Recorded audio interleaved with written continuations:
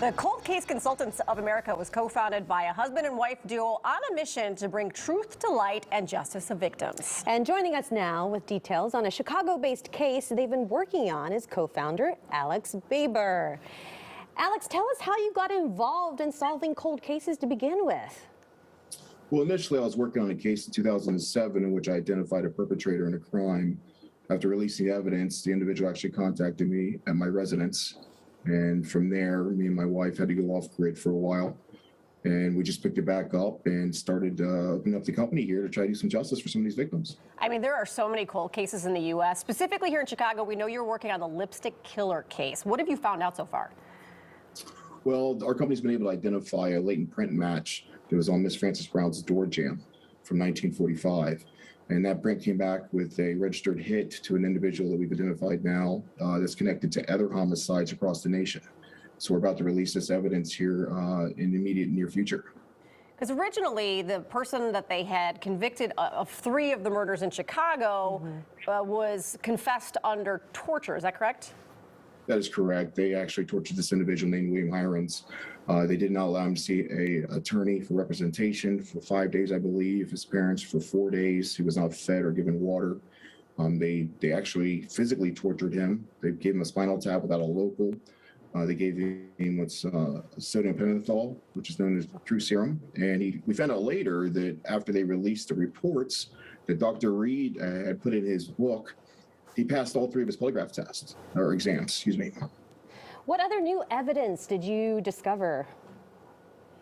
Well, we got the latent print match for the door jamb. We also have the 2 handkerchiefs that were discovered at the crime scene of Suzanne Degnan. These handkerchiefs actually come back to this individual back in New York, Kings, New York.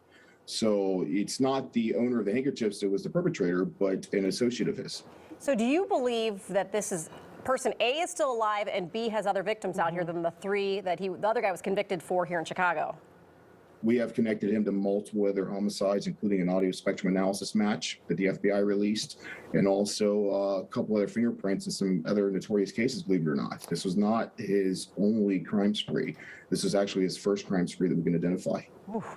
What about other perpetrators? Do you think that more than one person was involved?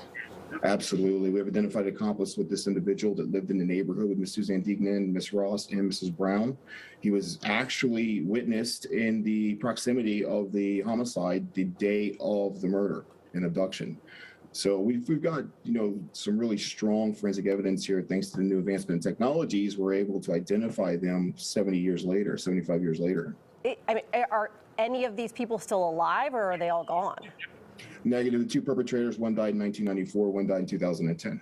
Oh. So when you have all this information, is it more to close the case, to give the family some closure and get the information out there? Well, the victims' families are our number 1 priority at all times. Second is, of course, to help law enforcement, clear the ledger. We want to move the red to black.